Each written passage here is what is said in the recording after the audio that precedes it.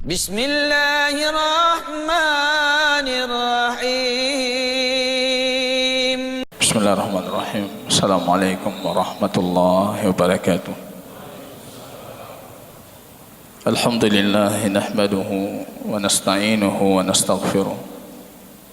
Wa na'udzu billahi min shururi anfusina wa sayyiati a'malina. May yahdihillahu fala mudilla lahu wa may yudlil fala hadiya lahu. Asyhadu an la ilaha illallah wahdahu la syarika lah. Wa asyhadu anna Muhammadan abduhu wa rasuluh wa safiyuhu min khalqihi wa khaliluh. Muhammadin sallallahu alaihi wasallam wa ala alihi wa sahbihi al-kiram. Yaqul Rabbuna jalla sya'nuhu fi muhkami tanzilih. Ya ayyuhalladzina amanu taqullaha ittaqullaha haqqa tuqatih wa la tamutunna illa wa antum muslimun.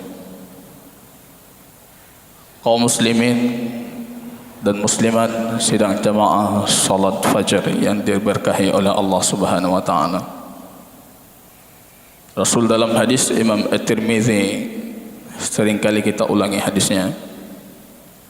Beliau mengatakan man shallal fajra ma'al imami فذكر الله حتى تطلع الشمس فقام فصلى ركعتين فكأنما اعتمر بأجر تام.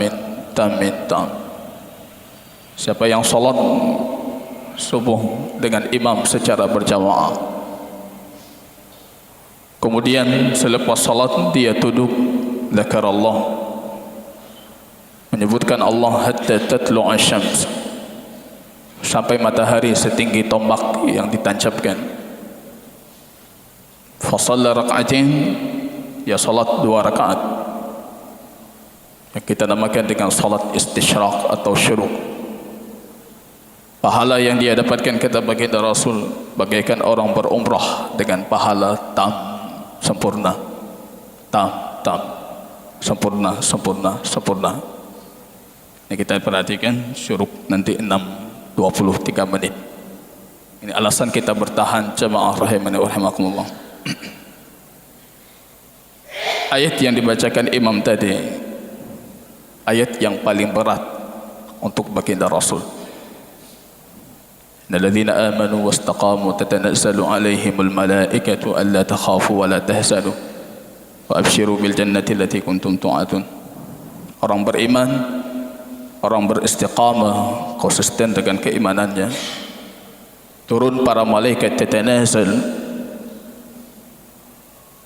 alla takhafu, kalian tidak perlu takut, wala tahzanu, kalian tidak perlu bersedih, wa abshiru bil jannati allati kuntum tu'adun, berkabar gembiralah dengan syurga yang kalian dijanjikan dengannya. Fastaqim kama umirta. Turun ayat itu, Ibnu Abbas mengatakan Rasul tidak ada ayat yang turun kepada beliau lebih berat dibandingkan firman Allah fastaqim kama umirt. Istiqamahlah sesuai dengan apa engkau diperintahkan. Ini berat sekali. Kalau tidak sesuai perintah gampang itu. Tapi kalau sesuai dengan perintah berat. Uraka syibta ya Rasulullah, kenapa aku perhatikan kepalamu itu banyak berlubang? Kenapa aku perhatikan engkau tidak pernah lagi tertawa? Baginda Rasul mengatakan, bagaimana aku tertawa? Allah mengatakan fastaqim kama umirt. Istiqamah sesuai dengan apa yang diperintahkan. Ini jamaah rahimani wa rahimakumullah. Pembahasan kita di pertemuan yang lalu kita berbicara tentang qiyamul Ramadan, mendirikan qiyam Ramadan. Dari situ kita menjelaskan nukilan ijma' Imam Ibnu Abdul Bar yang beliau nukilkan tidak ada batasan maksimal untuk berapa jumlah rakaat yang harus kita lakukan di malam Ramadan. Itu nukilan ijma' Imam Ibnu Abdul Bar Al-Maliki. Jadi polemik 11, 23 ataupun berapa jumlah lainnya kita sudah selesai itu. Beliau sudah menukilkan ijma. Kalau anda selisih ijma, wa may yushaqiqir rasul, menyelisih rasul, wa sabilal mu'minin, itu azab yang diancam Allah, itu sangat pedih. Kita masuk kali ini jamaah rahimani wa rahimakumullah, pembahasan yang lain, satu sunnah yang kadangkala ketika kita berbicara tentang sunnah ini kita malu. Maka Rasul sallallahu alaihi wasallam yada'u hatta tawaffahu Allah. Sunnah ini Rasul tidak pernah meninggalkannya sampai beliau dijemput ajal oleh Allah. I'tiqaf, sunnah beriktikaf. Malu kadangkala kita mendakwakan diri sebagai pengikut setia baginda Rasul. Rasul tidak pernah meninggalkan hatta tawaffahu Allah, sampai beliau wafat beliau tidak pernah meninggalkan. Falamma tawaffahu Allah i'takafa azwajuhu min ba'du. Ketika beliau sudah wafat, rupanya istri-istrinya melanjutkan. Ini jamaah rahimani wa rahimakumullah. I'tikaf dari kata uquf. Uquf itu luzum syai'. Kita berhenti di sesuatu, memberikan kefokusan untuk sesuatu, itu dalam bahasa Arab sudah dinamakan dengan uquf. Ada orang fokus untuk sesuatu tapi tanpa disengajakan, maka lahir kata i'tikaf dengan tambahan ta. Ini penting sekali definisi i'tikaf, karena fenomena orang beriktikaf kadangkala keluar dari definisi, Pak. Dari kata uquf ditambah ta. Ta ini dalam bahasa Arab namanya ta mutawa'at. Artinya ada kesadaran pada diri seseorang untuk melakukan uquf, itu baru i'tikaf. Ada kesadaran, ada keinginan. Misalnya dalam bahasa Arab kita ada kata alim, tahu, mengetahui, berilmu. Ada kata ta'allam, belajar. Itu dari kata alima tinggal ditambah tak. Belajar itu anda tahu bukan sebatas tahu tanpa anda prediksikan. Belajar itu anda tahu dengan usaha, dengan kesungguhan, ada kesadaran diri untuk belajar. Itu belajar. Sama dengan i'tikaf. Jadi bukan cuma uquf. Ada kesadaran diri yang menuntun anda untuk memberikan kefokusan dalam beribadah kepada Allah. Qat'ul alaqah bil khalq wabnil alaqah ma'al khaliq. Putuskan semua hubungan dengan makhluk, bangun hubungan baru dengan Khalik Allah. Itu i'tikaf. Dan itu kita lakukan dalam bentuk tamasul perintah Allah, mengimplementasikan perintah Allah. Kita lihat fenomena i'tikaf bagi kita lebih dekat dengan pindah tempat tidur. I'tikaf ke masjid, HP Androidnya dibawa, laptopnya dibawa, semua perkakas rumah kebutuhannya yang dia sering lakukan dibawa. Itu bukan i'tikaf. I'tikaf harus ada nilai mutawa'at, harus ada nilai kesadaran kita lakukan ini memang untuk memotong hubungan dengan Khalik, dengan hamba Allah, dengan makhluk kita potong hubungan. Dan yang kita bangun hubungan itu cuma dengan Allah. Wala yakhruj illa li hajatil insan. Baginda Rasul tidak keluar kecuali hajat, kebutuhan manusia. Kebutuhan manusia semua para ulama sepakat itu buang air kecil, buang air besar. Sekarang masjid kita berbeda dengan masjid baginda Rasul tempo dulu. Kita punya kamar mandi, kita punya tempat buang air kecil, punya tempat buang air besar. Tidak ada alasan untuk keluar lagi. Ada alasan. Sepakat semuanya makan minum bukan alasan kebutuhan yang boleh untuk keluar. Diantar. I'tikaf ada nilai mutawa'at. Ini jangan cuma sebatas pindah tempat tidur. Kita ingat dulu kita belajar i'tikaf di pesantren. Kemudian guru kita mengatakan, kalian ini bukan i'tikaf, pindah tempat tidur. Kebetulan pindahnya ke masjid. Jadi kita perhatikan bagaimana i'tikafnya Rasulullah. Qat'ul ala'i ma'al khalq. Potong semua hubungan dengan makhluk. 1 tahun penuh, sudah sekian tahun kemudian kita selalu memberikan perhatian untuk makhluk. Hubungan dengan makhluk, interaksi dengan makhluk. kita berikan 10 hari terakhir Ramadan di hari terbaik ini khusus untuk Allah. Itu i'tikaf. Kita perhatikan jamaah rahimani wa rahimakumullah. I'tikaf dari sisi bahasa dan syara kita dapatkan tidak ada pengkhususan harus 1 hari atau harus 10 hari.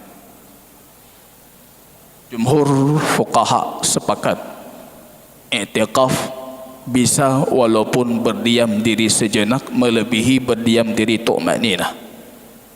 Ya, kalau kita tu'maninah itu harus tu'maninah kalau salat. Ruku' hatta ya'udu kullu fakarin makadahu, sehingga kata baginda Rasul, anda ruku' tulang belulang itu kembali kepada tempat asalnya, artinya kembali betul-betul.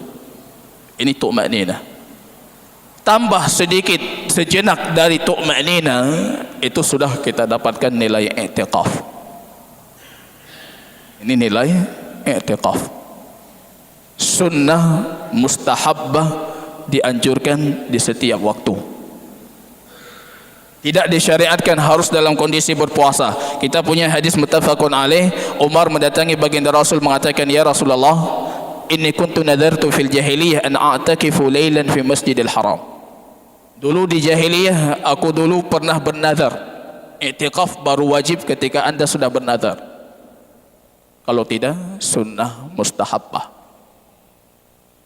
Dulu aku bernazar di masa jahiliyah dalam kondisi kekafiran untuk beriktikaf 1 malam di Masjidil Haram. Rasul tidak pernah mengatakan, oh 1 malam harus 1 hari. 1 malam.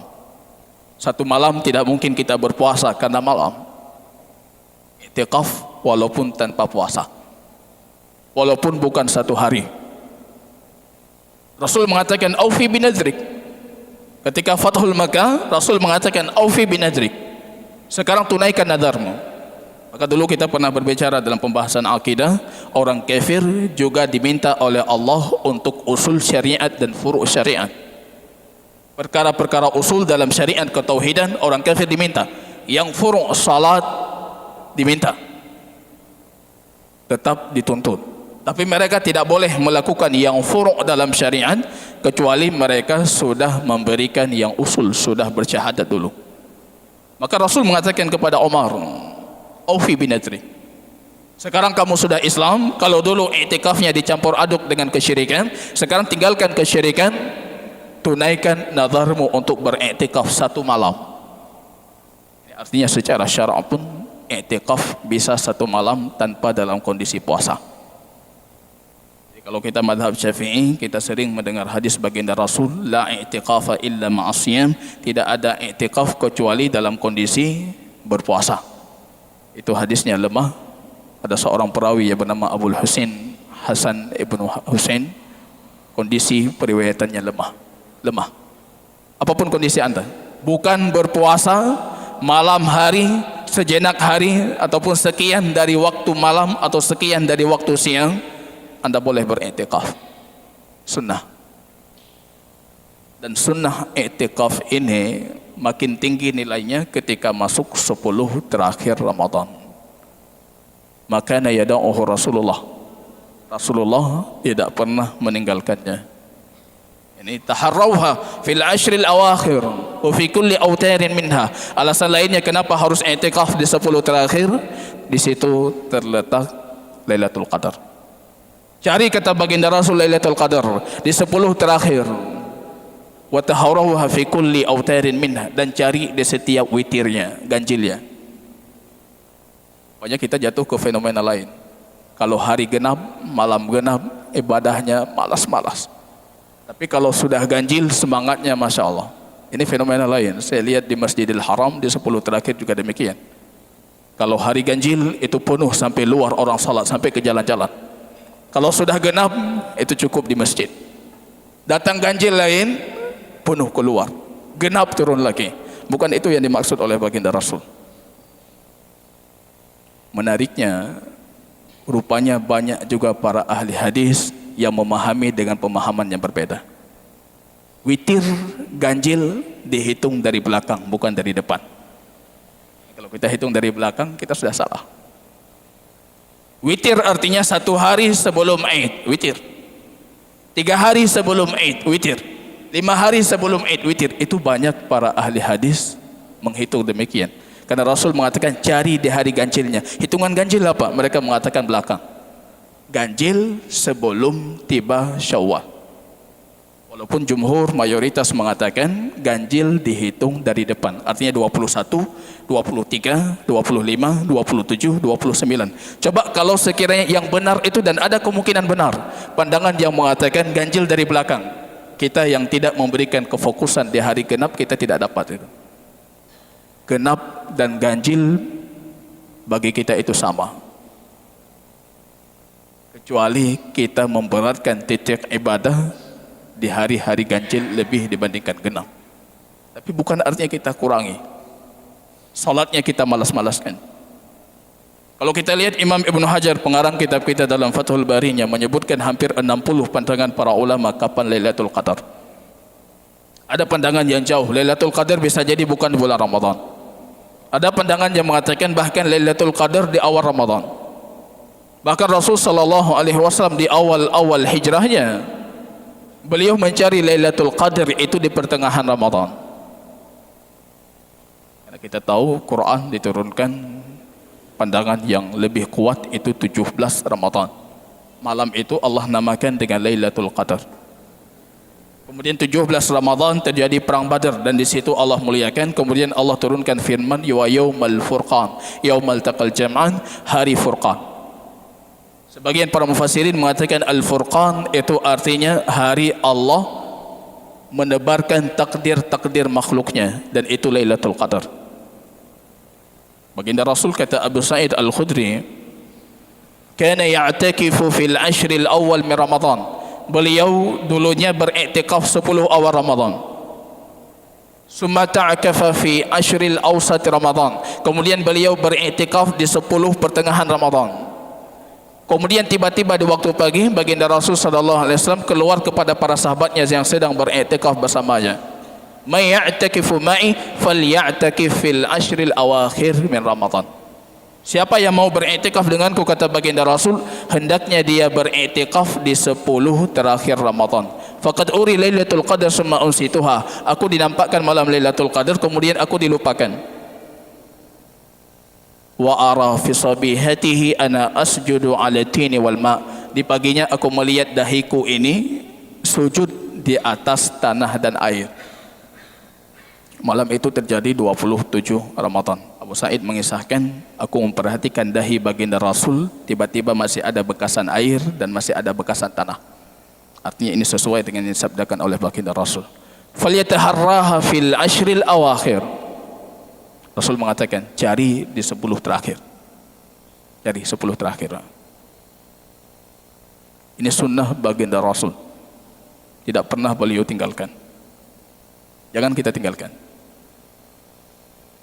Rasul sallallahu alaihi wasallam dalam hadis Aisyah, anna Nabi sallallahu alaihi wasallam kana ya'takifu al-ashr al-awakhir min Ramadan. Kana ya'takif. Karena setelahnya kata kerja dalam bentuk mudhari itu artinya mudawamat, selalu dilakukan, selalu. Baginda Rasul, bahwasanya baginda Rasul selalu beriktikaf di ashrul awakhir Ramadan. Kalau kita katakan Ramadan itu pertama kali diwajibkan puasa tahun kedua Hijriah, artinya baginda Rasul berpuasa 9 kali seumur hidupnya. 9 kali itu baginda Rasul beriktikaf. Sekali baginda Rasul tidak bisa beriktikaf karena ada kebutuhan yang mendesak lainnya, beliau mengqadha'nya di 10 awal Syawal. Ini penting sekali. Pernah sekali baginda Rasul tidak bisa beriktikaf. Ada kondisi masyarakat yang membutuhkan baginda Rasul, kemudian beliau tidak bisa beriktikaf. Aisyah mengatakan Rasul mengqadha'nya di 10 awal Ramadan, di 10 awal Syawal. Qadha'. Saya lebih condong ke pandangan demikian. Kalau anda sudah berniat i'tikaf, kemudian anda ingin memotong karena kondisi tertentu, anda qadha. Selepas Ramadan di 10 awal Syawal qadha. Oke, kalau kita bicara tentang fadilah, i'tikaf memang tidak ada fadilah tertentu. Imam Abu Dawud bertanya kepada Imam Ahmad ibn Hanbal, hal alimta fi fadli i'tikaf syai'an? Apa engkau pernah mendapatkan hadis atau pernah mendengar hadis tentang fadilah beriktikaf? Imam Ahmad mengatakan la illa hadisan dhaifan, tidak ada kecuali hadis dhaif. Jadi kalau kita dapat fadilah i'tikaf, ini siapa beriktikaf 10 terakhir dapat ini dapat itu bisa kita pastikan semuanya dhaif, lemah. Tapi cukup fadilahnya kata Imam Ahmad karena Rasul tidak pernah meninggalkan. Jadi enggak cari fadilah-fadilah lain, Pak. Iktikaf, alasan kita beriktikaf karena Rasul tidak meninggalkan.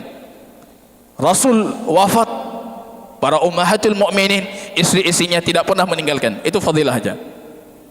Allah memuji antahira baitiya lit-taifin wal akifin wa ruk'is sujud. Allah memuji, sucikan rumahku ini Baitullah untuk at-taifin wal akifin, orang bertawaf, untuk orang beriktikaf. Orang beriktikaf dipuji. Fadilah tertentu tidak ada, tapi Rasul tidak pernah meninggalkan i'tikaf. Aisyah mengatakan kana Rasul sallallahu alaihi wasallam ya'takifu al-ashr al-awakhir min Ramadan hatta tawaffahu Allah. Bahkan sampai baginda Rasul wafat, beliau masih beriktikaf hingga menjelang ajalnya. Artinya tidak ada hukum yang dimansuhkan, tidak ada hukum yang sudah dihilangkan atau dihapus. I'tikaf masih ada. Kemudian Aisyah menguatkan, summa i'takafa azwajuhu min ba'di. Ini sering datang pertanyaan, Ustaz, kami wanita tidak ada syariat i'tikaf. Ini enggak ada yang mengatakan tidak ada syariat i'tikaf. Wanita juga beriktikaf. Aisyah mengatakan, kemudian kami para istri Rasul beriktikaf setelah Rasul tiada. Artinya dengan sendirinya syarat harus ada suami kalau wanita beriktikaf, ini salah. Aisyah mengatakan Rasul sudah wafat, suami kami sudah wafat, kami masih dalam kondisi melanjutkan i'tikaf. Jadi i'tikaf. Si baginda Rasul beriktikaf setelah baginda Rasul wafat. Ini pertanyaan ibu-ibu seringkali ditanyakan. Ini kalau bapak-bapak bisa beriktikaf di 10 terakhir, kami ibu-ibu tidak bisa beriktikaf, ada tidak amalan lain? Tidak ada amalan lain, tetap i'tikaf. I'tikaf. Dalam kondisi kita memang bisa menjaga fitnah, terbebas dari fitnah, aman, dan lebih utamanya kalau ada kehadiran mahram. I'tikaf tetap. Aisyah mengatakan Rasul dulu beriktikaf sehingga beliau wafat, kemudian kami beriktikaf setelah wafatnya baginda Rasul. Beliau ingin mengatakan hukum i'tikaf itu masih ada dan mereka itu dulu tidak pernah meninggalkan. Kemudian beliau mengatakan kana Rasul sallallahu alaihi wasallam idza arada ay ya'takifa shalla al-fajr thumma dakhala mu'takafahu. Baginda Rasul kalau mengkhususkan i'tikaf 10 terakhir Ramadan, ini hukumnya bukan sebatas sunnah, tapi sudah naik levelnya jadi sunnah muakkadah, sunnah yang dikuatkan. Aisyah mengatakan Rasul sallallahu alaihi wasallam ketika menginginkan i'tikaf, beliau salat fajar bersama jamaah di hari ke-21 Ramadan, summa dakhala mu'takafahu, kemudian beliau masuk tempat i'tikafnya. Jadi ada sunnah lain juga disyariatkan mengkhususkan tempat untuk i'tikaf. Jadi saya rasa pihak masjid walaupun kita tidak menyediakan, kita tidak melarang kalau ada jamaah yang membawa kemah-kemah kecil dikhususkan yang bisa dibuka dan mereka menutupnya di waktu-waktu kaum muslimin melakukan salat ataupun ada kegiatan-kegiatan yang umum. Tapi ketika dalam kondisi kosong, mereka masuk ke kemah-kemah mereka. Ini saya lihat dulu fenomena di Yaman, ini seringkali kita dapatkan. Pergi masjid kalau jam 9 itu penuh dengan kemah. Kemah-kemah kecil, itu mu'takaf. Salah satu sunnah baginda Rasul. Baginda Rasul mengkhususkan. Ummahatul mukminin, para istri baginda Rasul ketika beliau sudah wafat, mereka punya mu'takaf tersendiri. Jadi dibuat kemah-kemah khusus dalam masjid. Kita punya kemah-kemah di luar, kita beli itu bisa kita ikat kembali ketika mau beriktikaf khusus, ketika salat kita lepaskan supaya tidak mengganggu kaum muslimin. Jaga kebersihan tentunya. Itu sunnah. Betul-betul memotong hubungan dengan makhluk. Dalam kondisi selepas salat, baginda Rasul salat subuh berjamaah. 21 Ramadan beliau salat berjamaah, kemudian beliau masuk tempat yang beliau khususkan untuk i'tikaf. Rasulullah problemnya lebih banyak dibandingkan kita. Kebutuhan umat untuk beliau lebih banyak dibandingkan kita. Tapi baginda Rasul ketika sudah 21 Ramadan, beliau kembali meninggalkan semua hubungan dengan makhluk. Beliau masuk tempat yang sudah beliau khususkan. Masuk beriktikaf, tidak bisa diganggu. Imam Ahmad mengambil hadis ini, kemudian mengatakan artinya hitungan pertama masuk iktikaf itu pagi 21.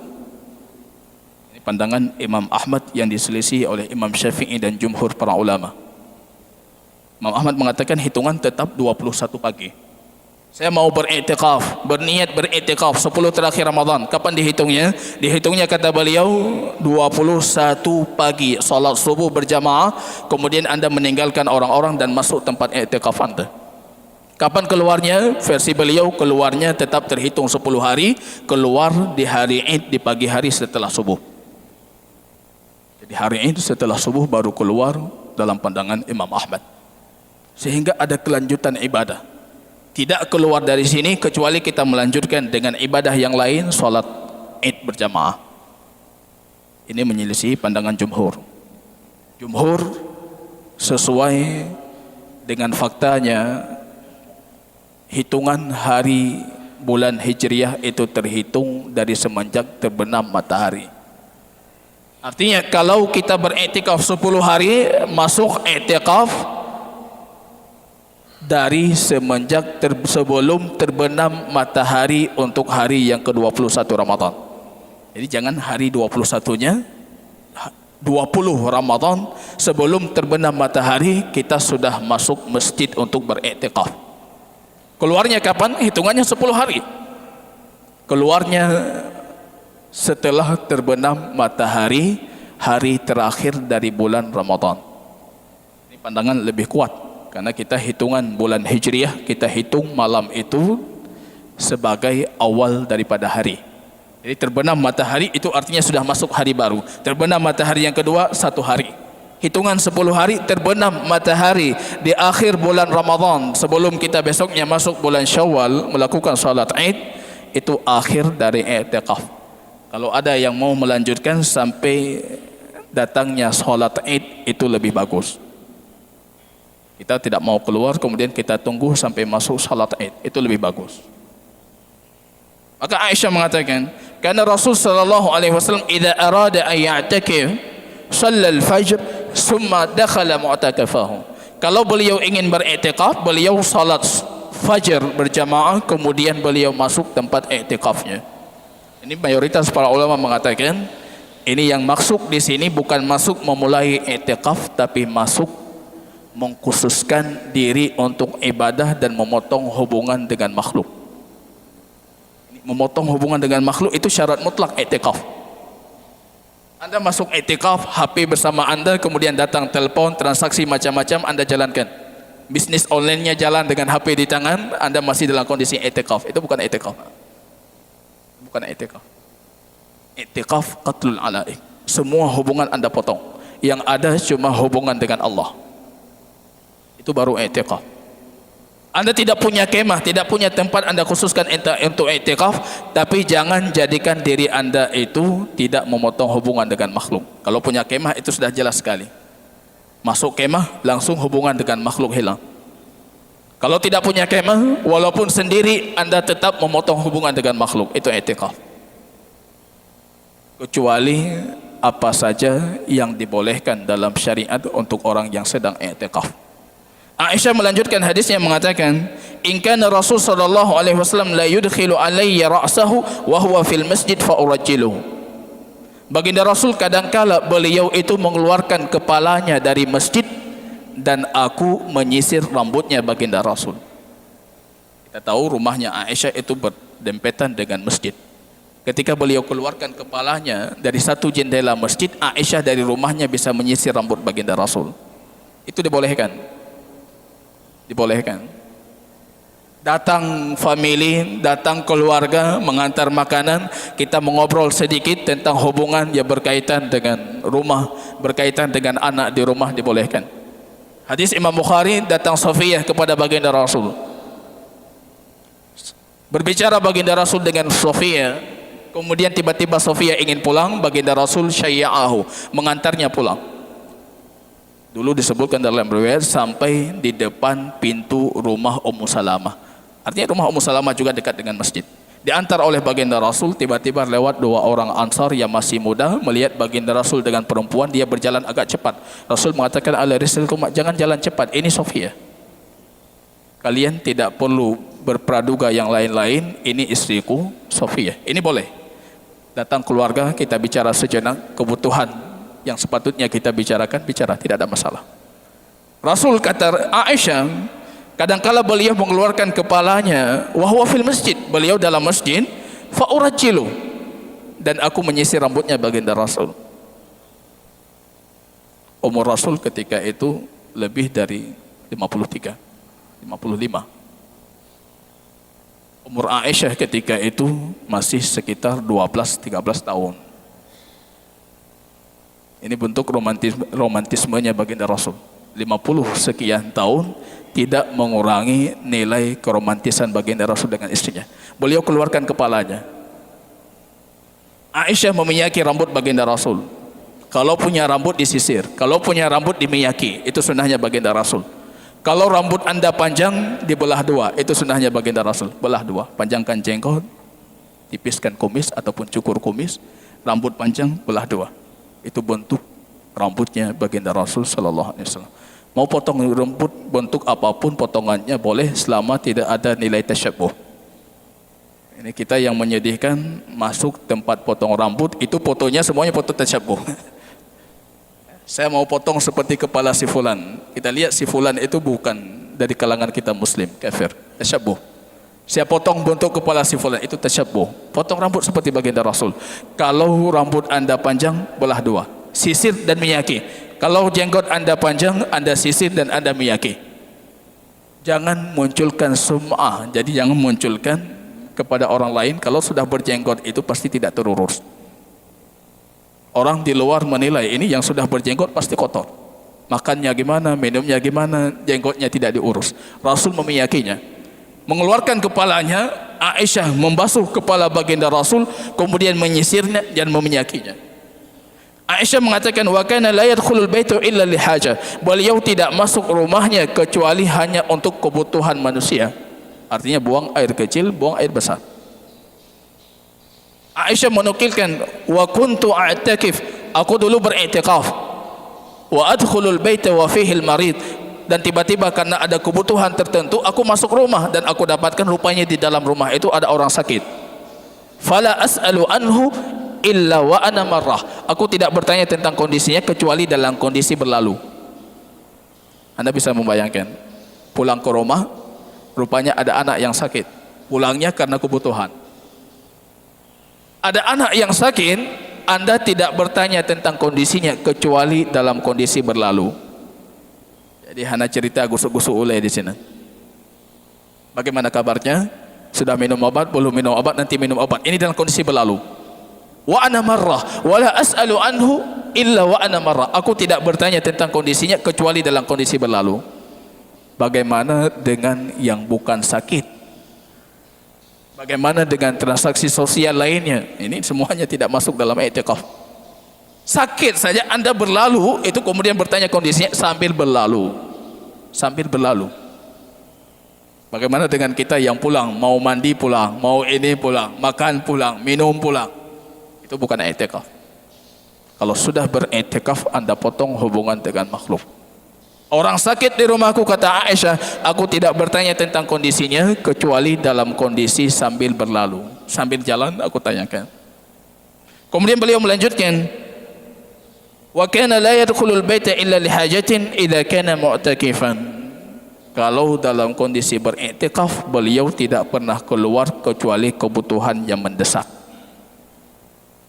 Keluar belanja, keluar melakukan transaksi jual beli, sepakat semua para ulama i'tikafnya batil. Keluar, kalau kita keluar dari tempat kita beriktikaf, kondisi keluarnya yang mendesak kebutuhan yang tidak bisa kita lakukan di masjid, buang air kecil, buang air besar, kalau di masa baginda Rasul, itu boleh kita keluar. Dan jangan lakukan hal lainnya kecuali dalam kondisi sambil berjalan. Keluar untuk kebutuhan yang mendesak, tapi tidak sedesak yang kedua, boleh anda lakukan kalau sebelum masuk i'tikaf sudah anda syaratkan. Ini ada i'tikaf bersyarat. Ini pandangan Imam Ibn Taimiyah. Ketika mau masuk i'tikaf, anda membuat syarat. Ya Allah, kalau ada yang sakit, aku akan pulang mengunjunginya. Itu i'tikafnya sah insyaallah. Masuk i'tikaf kalau ada yang sakit pulang. Ya Allah, kalau ada yang wafat dari kaumku, aku akan keluar untuk menyalatinya, untuk mengikuti kekuburannya. Itu i'tikafnya juga sah. Tapi kebutuhan yang tidak mendesak dan tidak dibutuhkan dan tiba-tiba anda keluar, itu membatalkan i'tikaf. Jadi nilainya itu qat'ul alaik. Hubungan dengan makhluk itu potong. Usahakan jangan bawa HP lah kalau sudah i'tikaf. Apalagi laptop. Jangan bawa benda-benda yang bisa menyibukkan kita dari i'tikaf. Kalau mau bawa HP yang bisa menerima pesan dan cuma bisa untuk menelpon. Artinya tidak ada yang mengirim anda SMS, tidak ada yang mengirim anda telepon itu kecuali dalam kondisi terdesak. Jangan buka WA, grupnya ada 25. Itu ting dalam kondisi anda beriktikaf. Qat'ul alaik, potong. Kalau mau beriktikaf potong. Itu sunnahnya baginda Rasul sallallahu alaihi wasallam. Aisyah kemudian mengatakan as-sunnatu 'alal mu'takif alla ya'udu maridan. Sunnahnya baginda Rasul untuk orang yang sedang beriktikaf, dia tidak mengunjungi orang sakit. Wala yashhadu janazatan, dan dia tidak menyaksikan jenazah kaum muslimin. Wala yamussu imra'atan wala yubashiruha, dan dia tidak menggauli wanitanya dan tidak juga menyentuh wanitanya. Jadi menyentuh yang merupakan muqaddimat jima juga tidak boleh. Jadi kalau puasa kita boleh mencumbui istri, tidak ada masalah. Hadis Ammar ibn Yasir, datang seorang pemuda bertanya, ya Rasulullah, uqabbilu zawjati wa ana sha'im, boleh tidak aku menciumi dan mencumbui istriku dalam kondisi berpuasa? Rasul mengatakan tidak boleh. Kemudian tiba-tiba datang orang lain yang lebih tua dibandingkan orang yang pertama. Dia bertanya pertanyaan yang sama, ya Rasulullah, uqabbilu zawjati wa ana sha'im, boleh tidak aku mencium istriku dalam kondisi berpuasa? Rasul mengatakan na'am, boleh. Ammar tiba-tiba melihat kepada para sahabat yang lain, ini apa gerangan? Tadi tidak boleh, yang kedua boleh. Rasul mengatakan wa inna syekha amlaku li irbihi, yang tua itu lebih bisa menahan nafsunya. Kalau sudah tua bisa, kalau belum tua hukumnya makruh. Khusus untuk i'tikaf, cium tidak boleh, mencumbui tidak boleh, apalagi menggauli. Kalau anda menggauli, ini sudah membatalkan i'tikaf. Kalau sudah batal i'tikaf, qadha nanti 10 awal dari bulan Syawal.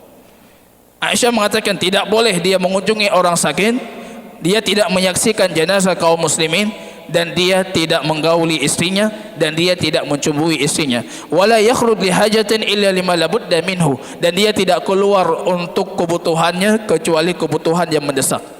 Wala i'tiqafa illa bisaumin wala i'tiqafa illa fi masjidin jami'in. Kemudian beliau mengatakan tidak ada i'tikaf kecuali dalam kondisi berpuasa, dan tidak ada i'tikaf kecuali di masjid jami'.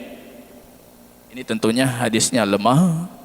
Tapi yang pertama kita sebutkan tadi, yang tidak boleh itu dikuatkan dengan banyak hadis sahih yang lain. Wala i'tikafa illa bisaumin, ini kondisi hadisnya lemah. Wala i'tikafa illa fi masjidin jami'in, tidak ada i'tikaf kecuali di masjid jami'. Kalau versi dulu ada masjid, ada jami'. Kalau masjid dilakukan salat 5 waktu berjamaah, tapi tidak didirikan salat Jumat. Kalau jami' didirikan salat Jumat. Maka pandangan para ulama mayoritas mengatakan i'tikaf khusus di masjid yang didirikan salat Jumat kalau durasi i'tikafnya masuk waktu kewajiban Jumat. Jadi kalau anda ingin beriktikaf 1 hari, bernazar, ya Allah saya beriktikaf 1 hari, itu cukup anda lakukan di Manasah, tidak ada masalah, karena di situ didirikan salat 5 waktu berjamaah dan belum masuk waktu Jumat. Tapi kalau anda beriktikaf 1 minggu atau 10 terakhir dari bulan Ramadan, anda harus beriktikaf di masjid jami' yang didirikan salat Jumat, supaya tidak ada alasan anda keluar untuk mencari salat Jumat dalam kondisi beriktikaf. Jadi kita lihat mau berapa durasi kita beriktikaf. Kalau durasinya lebih dari 1 minggu, artinya ada kewajiban beban menunaikan salat Jumaat. Cari masjid jami'. Jami' itu masjid, kalau versi kita masjid yang didirikan salat Jumaat. Kalau versi Arab itu masjid tidak didirikan salat Jumaat. Jami' didirikan salat Jumaat. Maka cari jami'. Pandangan Syekh Albani rahimahullah, i'tikaf tidak boleh kecuali cuma 3 masjid. Masjidil Haram, Masjidil Nabawi dan Masjidil Aqsa. Tapi kita perhatikan dalam Al-Quran Allah mengatakan wa antum akifuna fil masajid, dan kalian dalam kondisi beriktikaf di masjid-masjid. Para ulama membawa alif lam di masjid-masjid ini, alif lam li ifadatil jins, masuk semua jenis masjid. Yang penting masjid di situ didirikan salat berjamaah, anda boleh melakukan iktikaf. Wanita juga beriktikaf di masjid kaum muslimin, bukan di masjid yang dikhususkan untuk salat di tempat rumahnya. Pandangan lemah dari pandangan para fuqaha. Jadi ada yang mengatakan wanita boleh beriktikaf di musalla yang dikhususkan di rumahnya. Itu lemah sekali. Justru para istri baginda Rasul juga beriktikaf di masjid kaum muslimin, di situ melakukan salat berjamaah. Dan terutama di situ didirikan salat al-Jumu'ah. Ini wallahu taala alam bisawab. Ini beberapa hukum berkaitan dengan iktikaf.